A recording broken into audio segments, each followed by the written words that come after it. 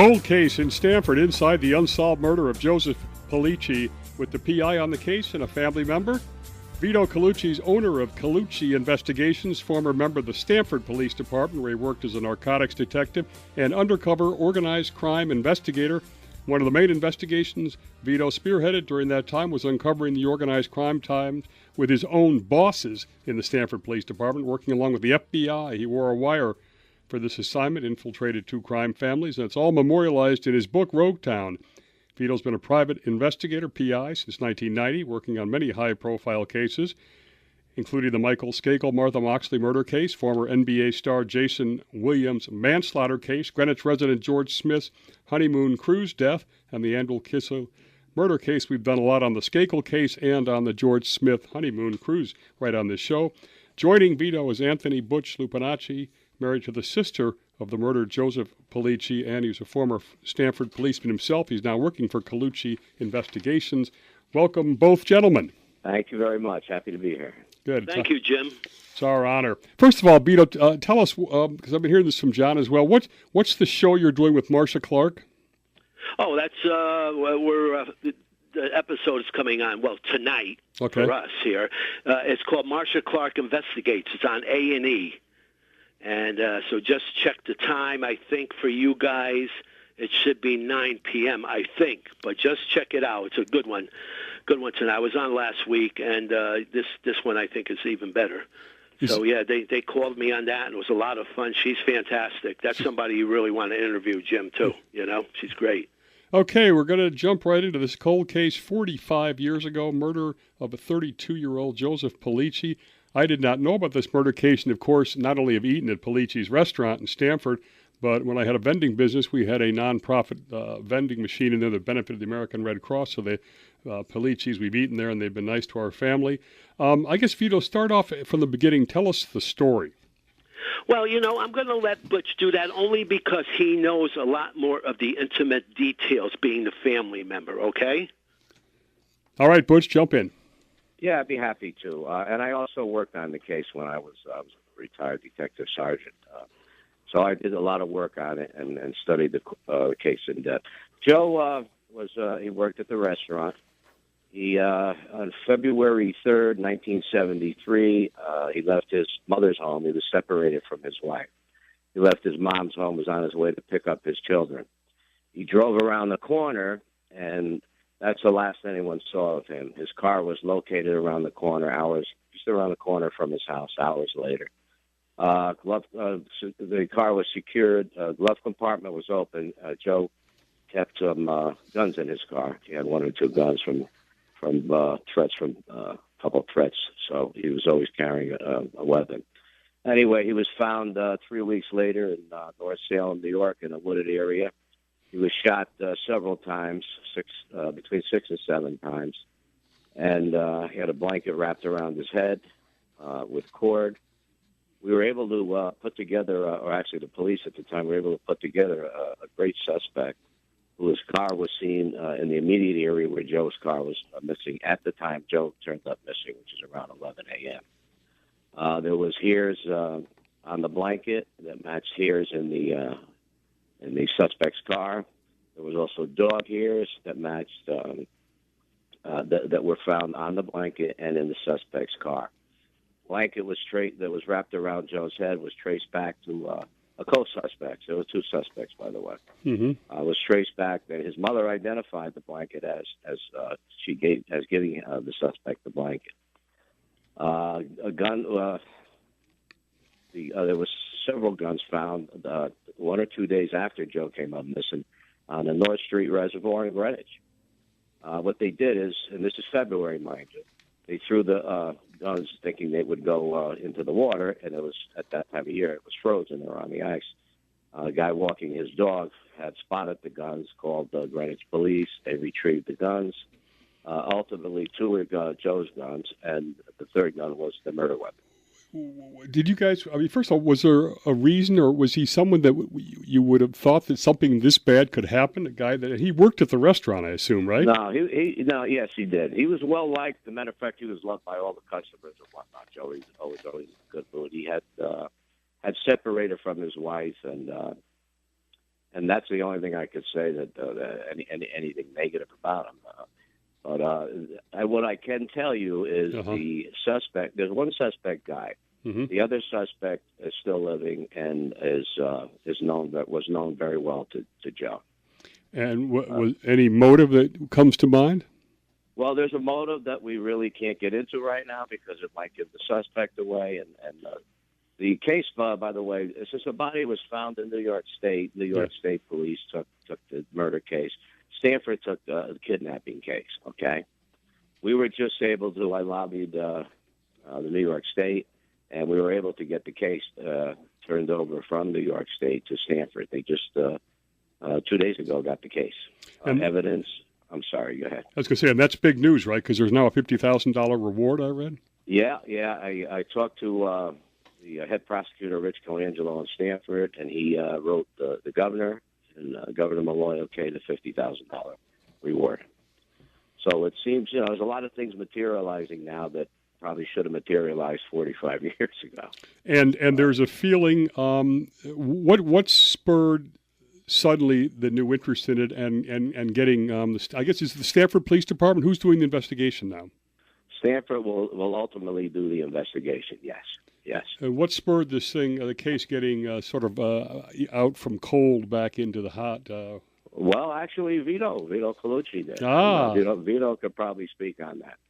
Yeah, Jim, when this occurred way back in 1973, I was on the narcotics squad, so they put all of us on the narcotics squad in teams of 2, which we were already doing, as well as many of the detectives in the detective bureau to work on the case. So we had a lot of people working on the case back then as soon as it started. And me and my partner at that time, Joe Leggi, really, I feel at that time, without getting into a lot of material, you heard what Butch said about blankets and everything else, and we was putting the case together very well, we felt, and in fact, it was getting close to a time possibly where an arrest warrant would have went out. And as things happen, sometimes things disappear. Okay, from the property room or wherever they were, maybe New York, maybe Stamford PD, and going through that now is needless. And not only that, we were taken off the case by our lieutenant when Joe said he was getting ready to do an arrest warrant. Our lieutenant at the time just took us off the case abruptly and said he was going to handle the case.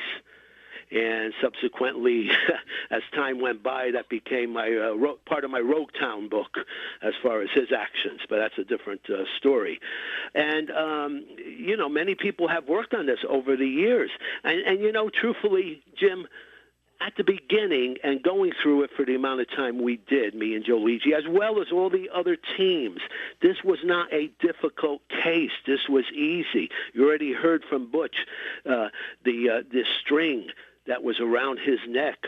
They found that back at the mother's house. It was the same string that she was using to tie her plants and things of that nature. The blanket had the people's names on them. There was a gun involved that I think, Butch, they came back to who, the father of the suspect or what? Well, no, we don't know that in those days. The gun was bought many years, even before 1973 in Pennsylvania.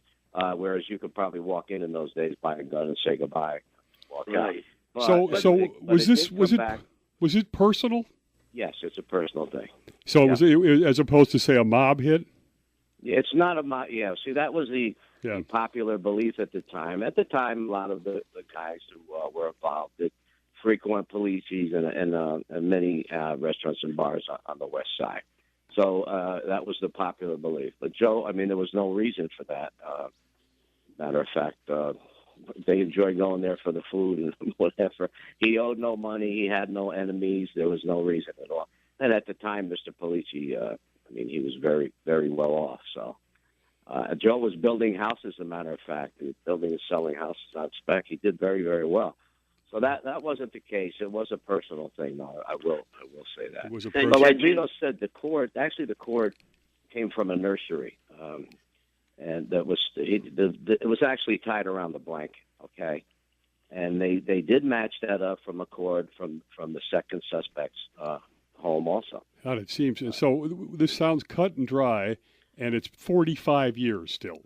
And Jim, if I can add something to you, the day after the disappearance of Joe Pellicci, the suspect in the case drove his car through a car wash with a window or two open. Yeah, that's true. Yeah. I mean, if it wasn't such a sad case, it'd almost be comical, But again, there's very many factions going on at that time and everything else. But I mean, come on, who's going to drive a car through the car wash, loading it with water and everything else the next day after, let's say, you took this body? So did you say, Butch? Did you say did mob guys frequent the Pellicci's? They would go there. They would for lunch and whatnot. Yeah, they were like local guys. They weren't like your typical Gambino people, and they were just like local bookies and whatnot. Who they would go there, and there was 2 other bars on the west side that they frequented because that's where they were from too. Okay. Tell us the impact on the Pellicci family, Butch. Well, I mean, first of all, my late mother-in-law, unfortunately, she passed before this was solved, and still not solved yet, naturally. But from the day Joe, from the day they found him, actually, till the day she died, she wore a picture of him around her neck in a little locket. My wife has not been the same. My sister-in-law, Fran, my late brother, Anthony.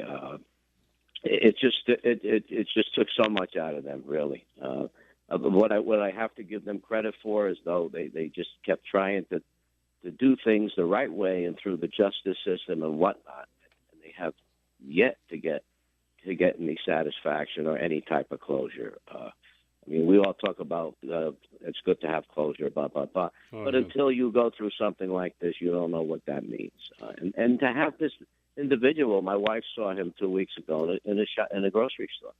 To see that you took your they took her 32-year-old brother's life. The guy never lived his life. He was so close with his children. He was a good dad and everything.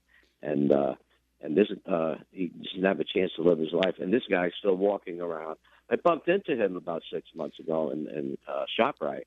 I believe I have your quote right. He called you a dirtbag cop. You called him a murderer, and then he said you'll never prove it in court. Yeah. Not that I didn't do it or whatever. He said you'll never. Right. That's a good point. See, that's a good point. What Butch is saying. He didn't say to him, "I didn't commit no murder." He said, "Well, you'll never prove it." Yeah, I know. It seems. See. And so this guy is walking around the streets, and everybody knows he's a murderer. Yep. A good part of the population here knows who did it and that he did it. Okay. Wow. And way back then, people just couldn't understand why there was no arrest. And to add what Vito said about his lieutenant was in charge of this homicide investigation. Mm-hmm. Now, mind you, he was a narcotics lieutenant, not a detective bureau defendant. He had no right even assuming the investigation, but he said he was intimate with the Pellicci family, knew them very well. They had little or no use for this guy. Obviously not. They knew he was corrupt. He's completely corrupt. We'll talk a little bit about that. Now, were you on the police force for Stamford at that time? No. I came on 6 years later. 6 years later. Were you allowed to be any part of whatever investigation was going on then, or because you were family, they said it was a conflict? Yeah. Well, when I went to the detective bureau, they did let me do some work on it sporadically. Okay. But then in talking, and they were right with everyone, it would probably come out to be a conflict of interest.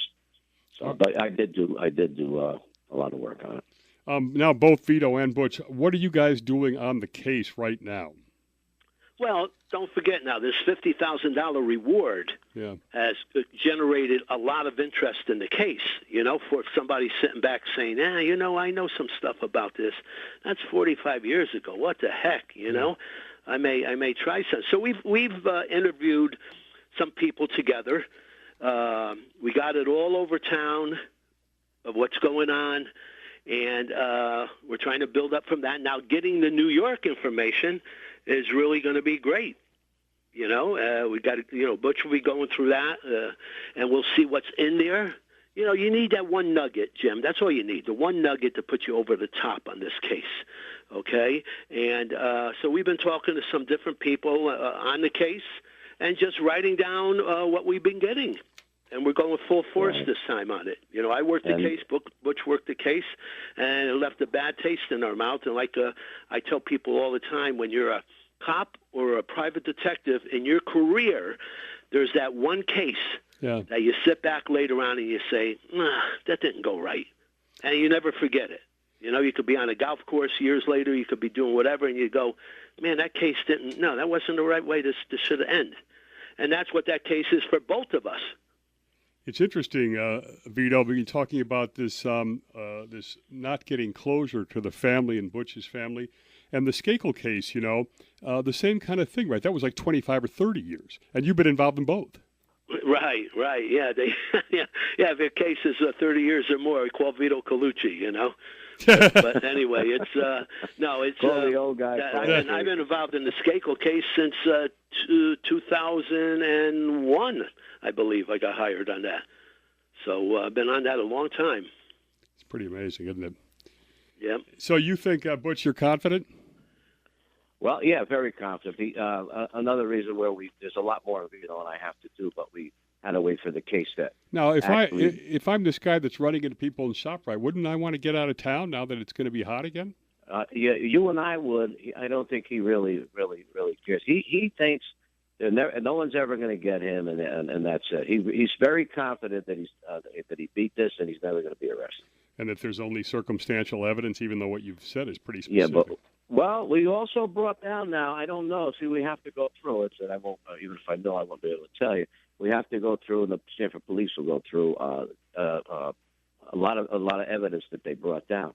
Now, on the blanket that turned up missing, there's an outside, and I do mean a long shot that it's in another long-term storage place. There's New York State detective's been pretty cooperative with me. He's now checking other places where they may have put it mistakenly. So if that ever turns up, I mean, there is other evidence, trace evidence, hopefully, and whatnot. And today with DNA, I mean, if we could match up some DNA, I think, this case is all but solved, you know. This is Forensic Talk with Jim Campbell on 1490 WGCH, Greenwich, and we'll get back more on the Lupinacci murder. The Pellicci murder with Butch Lupinacci. You're still alive, I hope, Butch. Hey, don't do that to my partner. Don't do that to my partner. We're not doing unsolved murders. We're predicting murders now. Well, I hope you're wrong on this one. We'll be right back.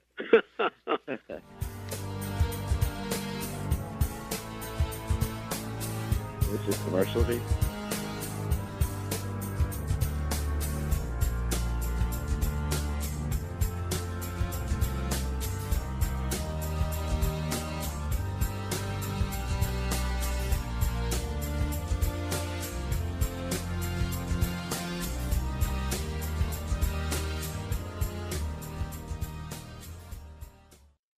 Money, money, money, money. You gotta have it.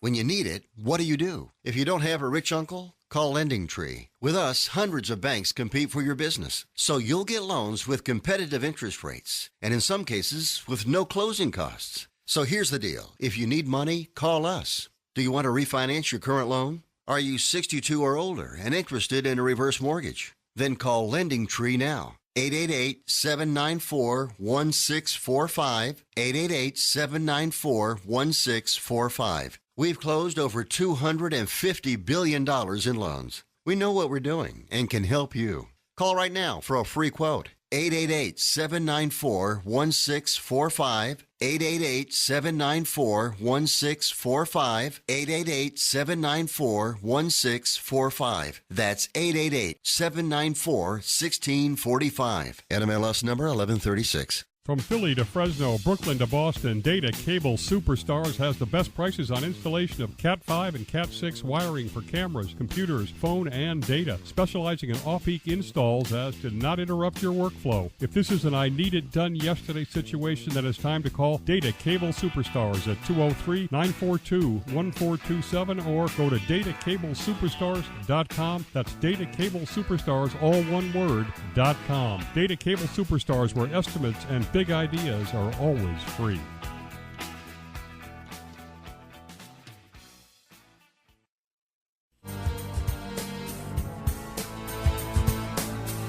back with Vito Colucci, PI, and a former Stamford Police Department cop, Butch Lupinacci, also married to the sister of the man that was murdered, Joe Pellicci, 45 years ago now. I want to ask, I guess, first, Vito, why did the case go cold? This guy you worked for, Larry Hogan, I guess, sort of took you off the case. But if the mob wasn't involved, why was the Stamford Police Department, why did they lose interest in this? What caused it to go cold?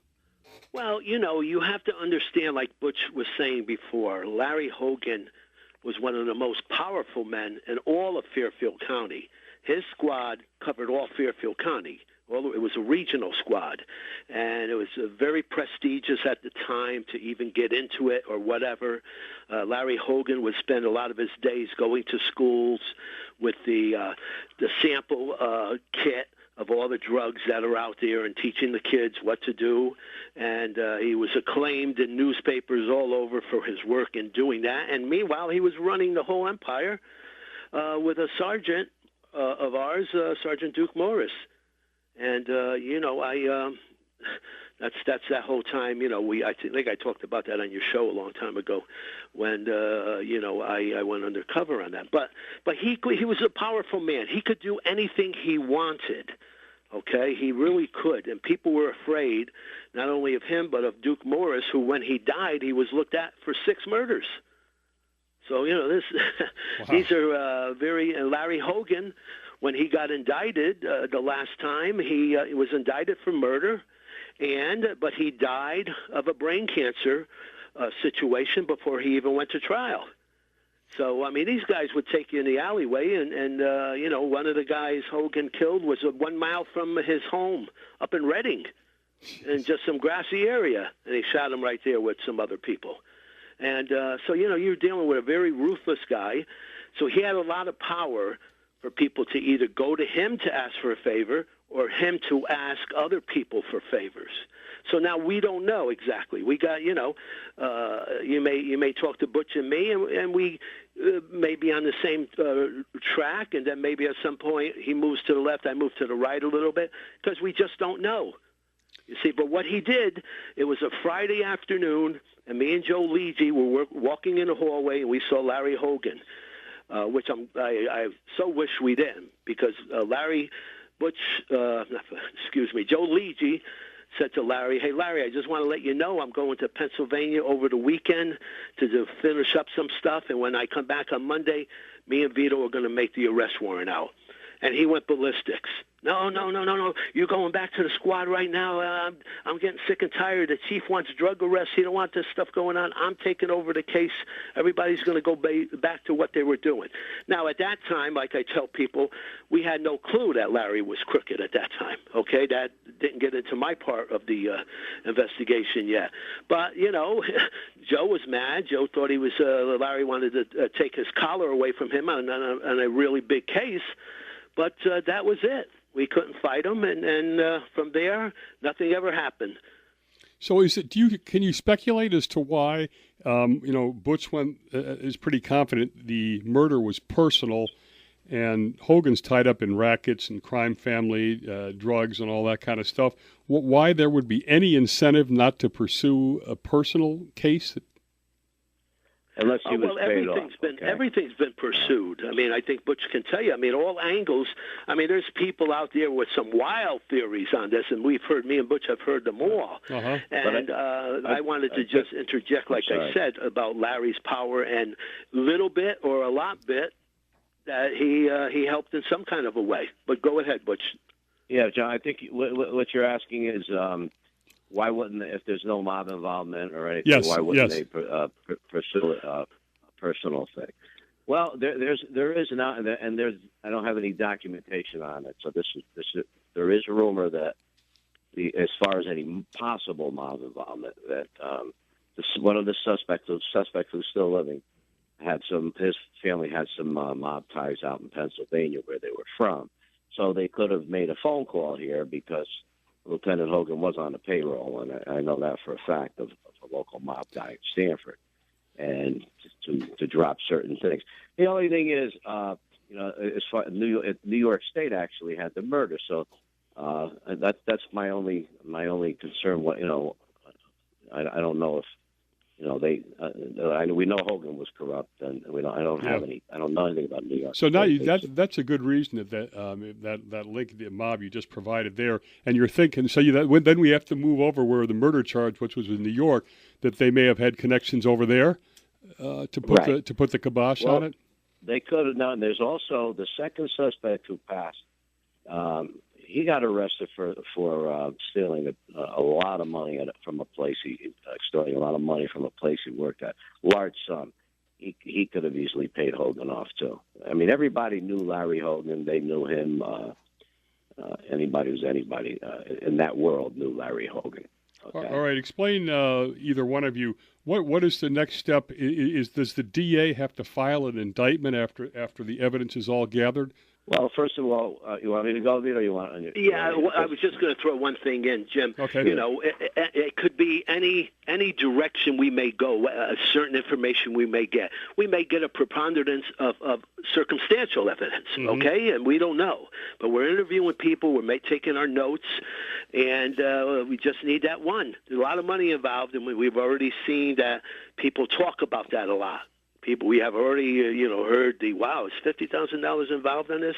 So we want that spread out all over, and I'll let Butch take the rest of it. Yeah, that's a good point. I'm sorry. So the next, what I want to get to next then is, you put all this evidence together, and what you have to convince the DA to file an indictment, or what gets a trial? Yeah, well, our prosecutor, we'd have to go over it with the head prosecutor and or whoever he assigns it to. Okay. They'll have to deem whether there's probable cause or not to make an arrest and do a warrant. But if there is, then they'll do an arrest warrant and he'll be charged accordingly. Vito, obviously, Rogue Town is a separate show, but let me ask you, because it's obviously you go undercover to try to nail some of the stuff. What is it like, first off, you were a young cop then, I assume, to find out that there was so much corruption over you? Oh, yeah, I came on the job at 21, and as I would work with senior men, they couldn't say exactly what they thought, but they just knew there was a lot of problems going on. The, the attitude and everything of these men, they were just so despondent that I worked with. But regardless of that, like I've said many times, they still went out there, made the arrest, caught bank robbers, did everything. So they put that aside, and they still did everything they did. I mentioned that in the book, how good they were and how great they were in doing their work. But the mood and everybody, because when we obtained this evidence, me and Joe Ligi, working together, and we found the guy, Arville Chapman, that gave us all the information, the initial information about Larry Hogan and Duke Morris. We had that, and I said to Joe, he was the senior man, I said, Joe, what are we going to do with all this stuff we got? I said, FBI, no, there's connections there probably. State police, we knew we couldn't go to our own chief. We just didn't feel comfortable with him. Wow. So I said, well, what are we going to do, Joe? He said, just going to keep it in a file.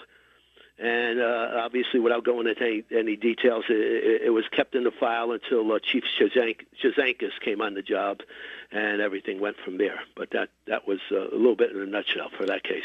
And what was the difference that you were completely honest and surrounded by a lot of dirty cops? I mean, what makes a dirty cop versus an honest cop? Is it just a character thing? Or? Yeah, probably. I mean, everything I heard about Larry Hogan, and I heard this from guys that worked with him, rode in a squad car with him and everything for many, many years. And they said he was one of the best cops around during that whole era. Really? Okay, but something happens. You get a piece of the pie a little bit. You get a little money thrown at you, $10,000, $15,000 for something that somebody does as a favor, supposedly. And next thing you know, you're trapped in. And organized crime don't like you, even though they're paying you money. That's their ace in the hole. At any time they need something on an arrest of theirs, they can go to the cops and say, hey, how about if I give you something? You're going to talk to the prosecutor for me, help me out in this? Well, it's got to be something good. Oh, this is big. Listen to me. I'll give you one of your own cops, one of your lieutenants. So, I mean, they always hold that aside if they need to use it for something big. There's never any love between these two sides. I can tell you that. Okay? What did you feel that your life was under threat when you were undercover constantly? Oh yeah, I was a wreck. We had 5 kids. Wow. They were all small at the time, and I just couldn't function really very much at all during that time. It was very tough, very, very tough. And what parts of Stamford were you having to hang out in? Oh, I worked mostly the West Side. The West Side there? I went to the diners. I went to poker games that was run by them.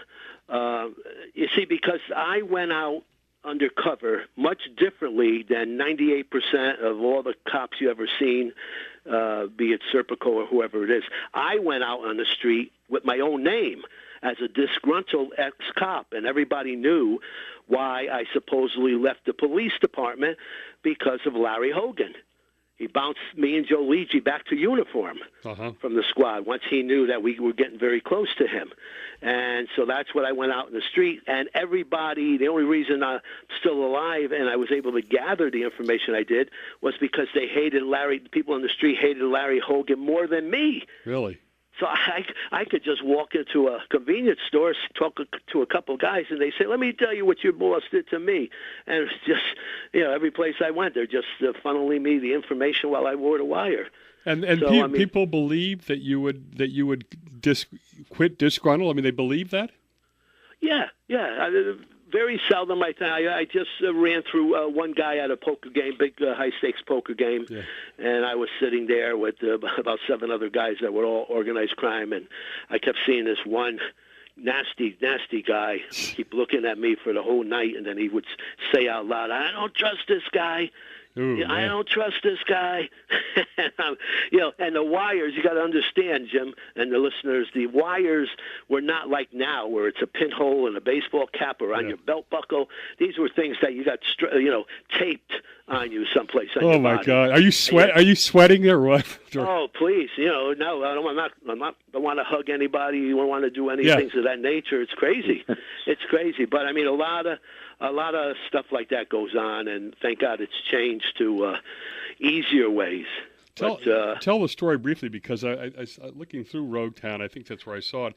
You were almost killed in a car with your kid there. That was my daughter, Melody. She was about 3.5, 4 years old. And I had routines back then, which you're never supposed to really keep. But I had a certain routine of going over to my grandfather's house on Liberty Street in Stamford, his coal yard, and in the back where he lived.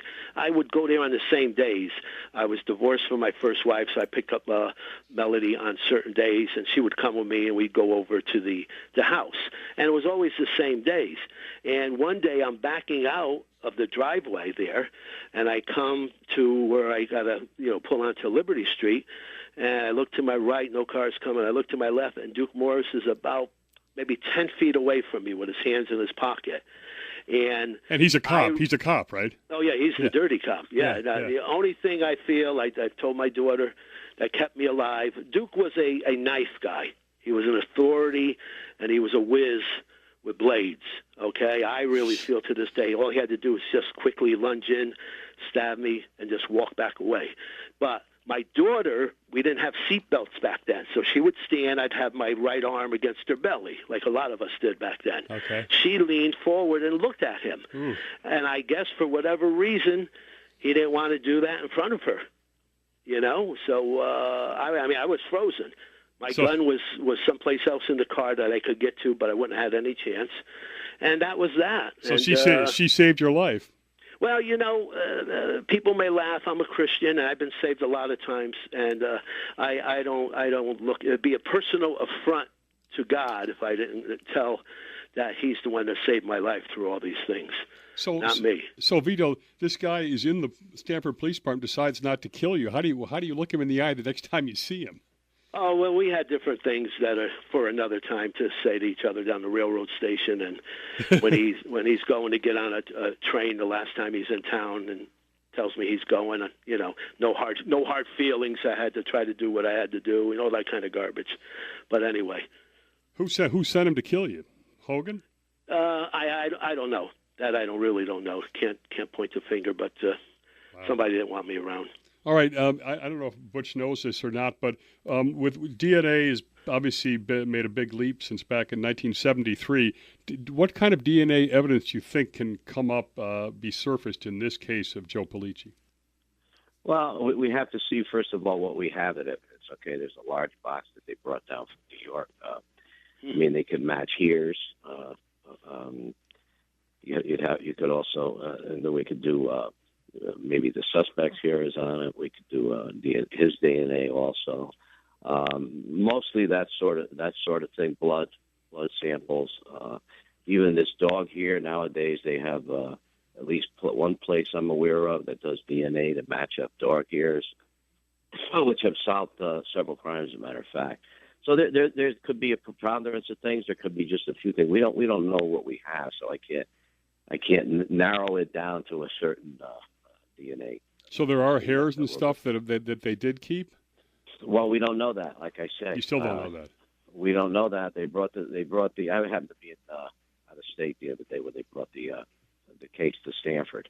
They brought and what they did is they secured it all, locked it in the property room. Then they're going to allow me to go over with them because actually the police has to do it. I'm no longer a police officer, so the police department has to do it.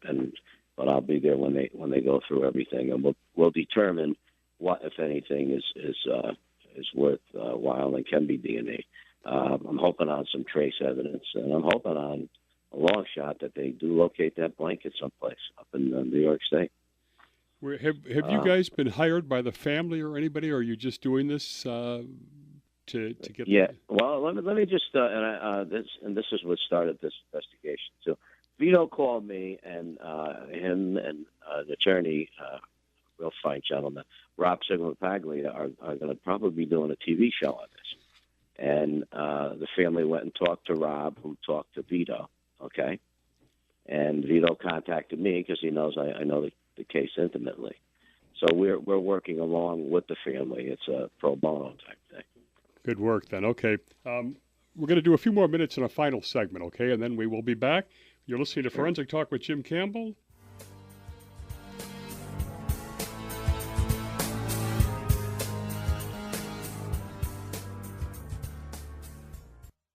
Forensic Talk with Jim Campbell, announcing a new crime show on Mondays at 6 p.m. on 1490 WGCH. All talk and all crime. The nation's biggest murderers. We're the go-to source for the Moxley murder and the Skakel appeals. Financial crimes on Wall Street. Inside the crimes of Russia's Putin and more. The facts, the forensics, the inside stories. From the host of Business Talk with Jim Campbell, it's Forensic Talk with Jim Campbell. All talk and all crime. Mondays at 6 p.m. right after the Lisa Wexler show on 1490 WGCH and WGCH.com anywhere.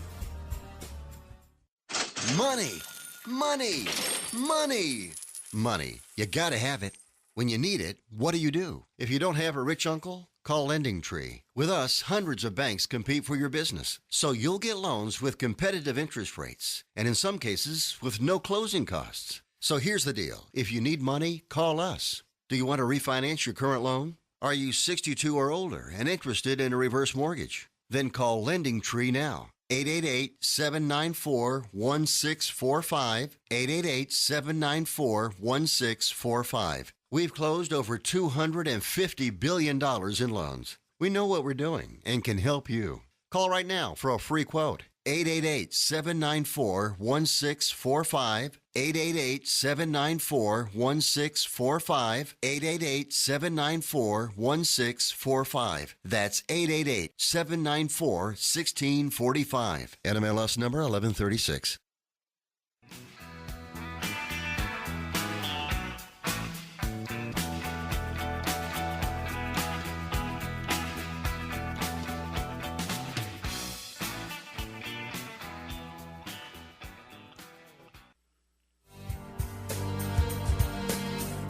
We're talking with Vito Colucci, Butch Lupinacci on the Pellicci cold case, which is just about to get hot again, or it just has gotten hot. A $50,000 reward. New York State has turned over the case to the Stamford Police Department. Now, why can't you guys name the name of the individual who's still alive or the guy that's dead? Well, I mean, he's just a suspect at this time. Okay, so we're more comfortable with hopefully when an arrest is made. To name his name now, and if arrest isn't made or anything, for lawsuits and this, that, yeah. Is it personal? Is it personal to you, Butch? It's very personal to me. I wasn't with my wife when this happened. I barely knew her, as a matter of fact. But I knew the Pellicci family well. I don't think there's a family in Stamford who hasn't eaten at Pellicci's through the generations. So, and I knew Joe very well too. He was, I didn't hang around with him, but every time I went in, he was either tending bar or someplace in there. He always made you feel comfortable. And then when I met my mother-in-law and of course my wife and sister-in-law and brother-in-law, I mean, this thing that there's almost a day. This is 45 years, Mike. Almost a day doesn't go by where something about Joe does and the murder doesn't come up. I mean, my brother-in-law was obsessed till the day he died. Wow. The day he died with it. And yet, all of you know who the guy is, and the guy basically spits in your face when you see him in the supermarket. Yeah, he's just about rubs it in your face. You're absolutely right. So, can you say what his job is or anything, or what is he? Yeah, he's never really had a meaningful job.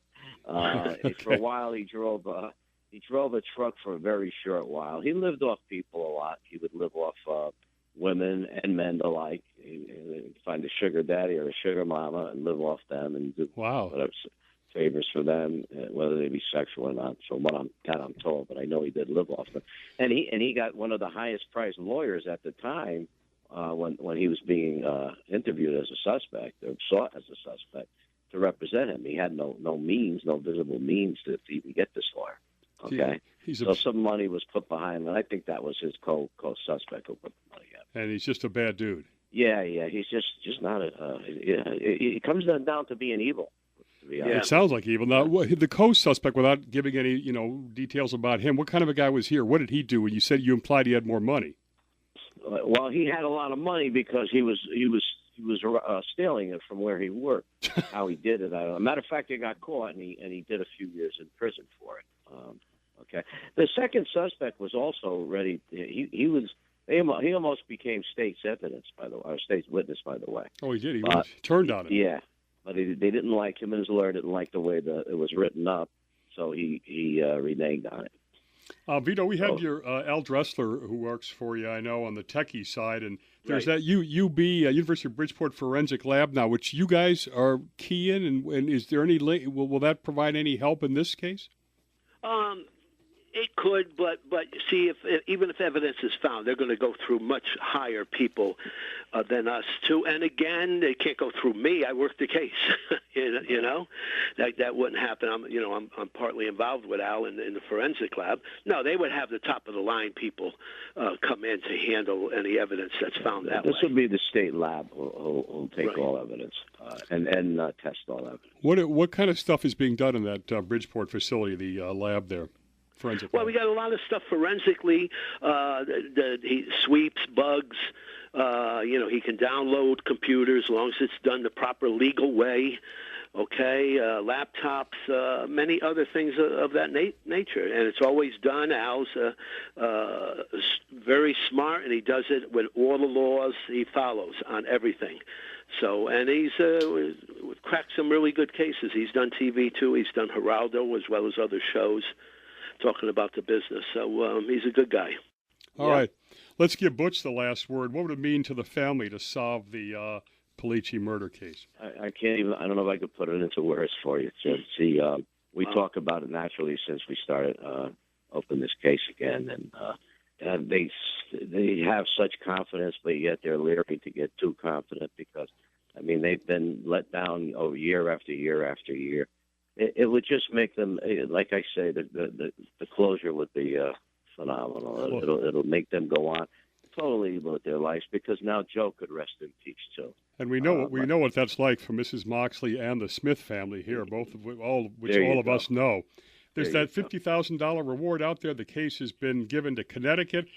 Anyone with information can call 203-977-4421 or 203-977-4417. Thanks to Vito Colucci and Butch Lupinacci. The Vito's books, by the way, Rogue Town and Inside the Private Eyes of a PI. And again, we're going to stay on this case till it's solved, hopefully, just as we've done with the Moxley murder, the honeymoon cruise, and the Senator Charles Percy's daughter from my home state of Illinois. We've been on that case also unsolved for 50 years. This has been Forensic Talk with Jim Campbell. Podcast available at WGCH.com. On YouTube, search Forensic Talk with Jim Campbell or Park City Productions 06604. See everybody next Monday night, 6 p.m., another edition of Forensic Talk with Jim Campbell.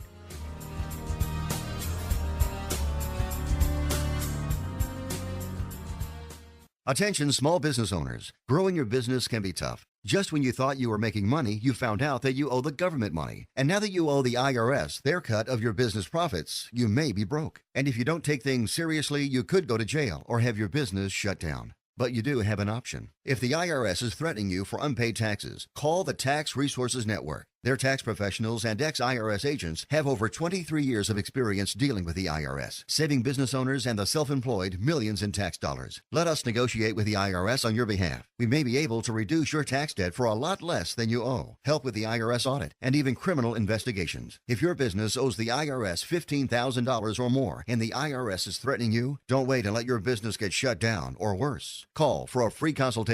Call 800-910-4980. 800-910-4980. That's 800-910-4980. Again, 800-910-4980.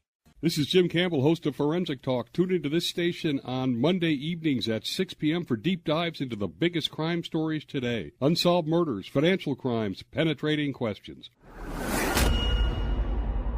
I'm John Iannuzzi, producer of Forensic Talk with Jim Campbell. Each week, you'll hear in-depth interviews, whether it's Bobby Kennedy Jr. on his claims his cousin Michael Skakel is innocent of the Moxley murder, or a brutally honest conversation with Kathleen Willey, one of the women alleging sexual assault in the Clinton Oval Office, or the first interview after prison with an insider trader from the Raj Rajaratnam biggest insider trading scandal in Wall Street history.